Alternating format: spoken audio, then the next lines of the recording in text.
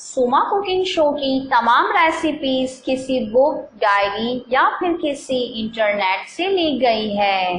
इस चैनल को बनाने का मकसद सिर्फ आप लोगों की मदद करना है ताकि आप लोग नई नई रेसिपी से आगाही हासिल कर सकें और दूसरों को भी सिखा पाएं, क्योंकि हमने भी दूसरों से सीखा और आप तक ये रेसिपी लेकर आ रहे हैं।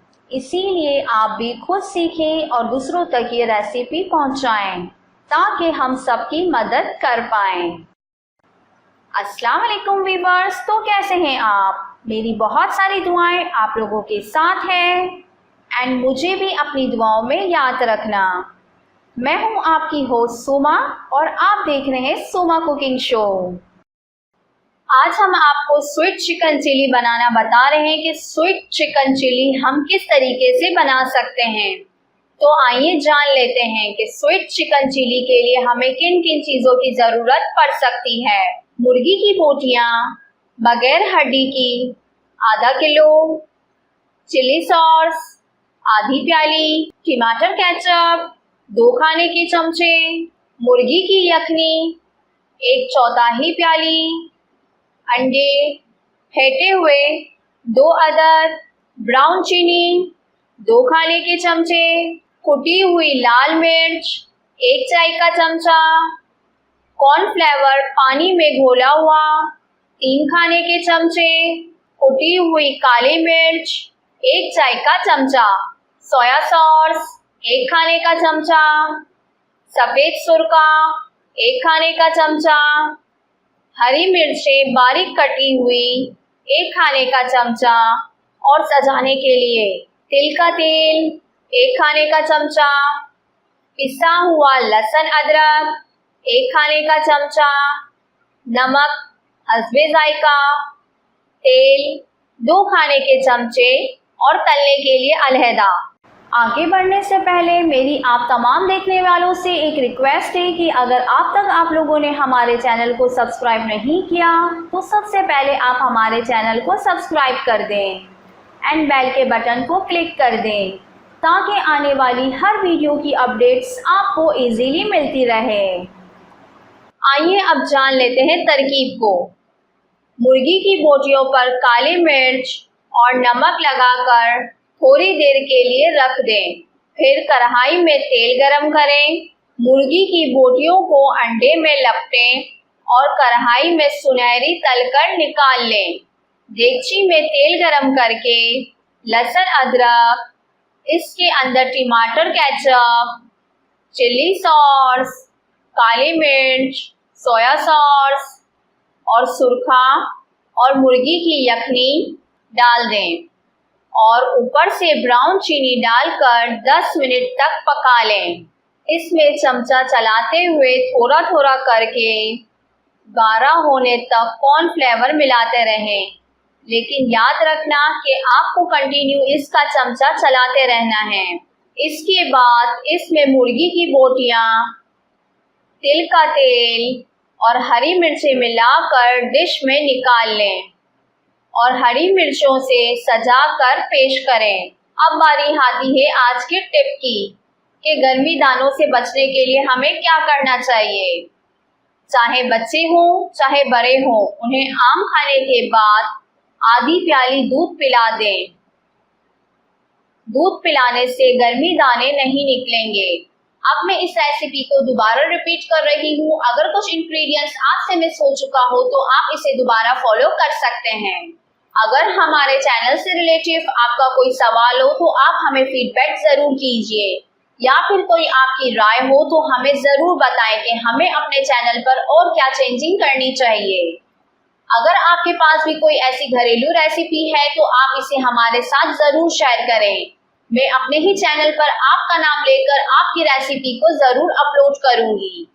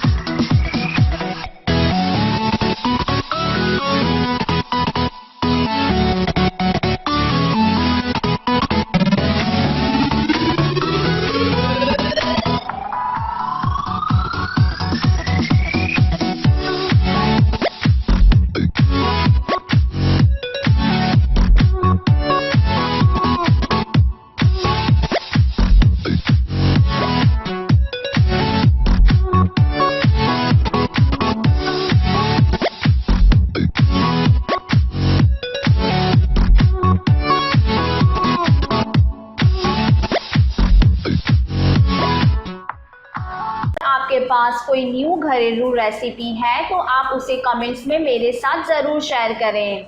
मैं आपका नाम लेकर उस रेसिपी को अपने चैनल पर ज़रूर अपलोड करूँगी। अगर आज का ये वीडियो आपको पसंद आया हो तो हमारी इस वीडियो को लाइक करें एंड अपने दोस्तों के साथ इस वीडियो को ज़रूर शेयर करें। तो मिलते हैं नेक्स्ट वीडियो में, तब तक के लिए अल्लाह हाफ़िज़।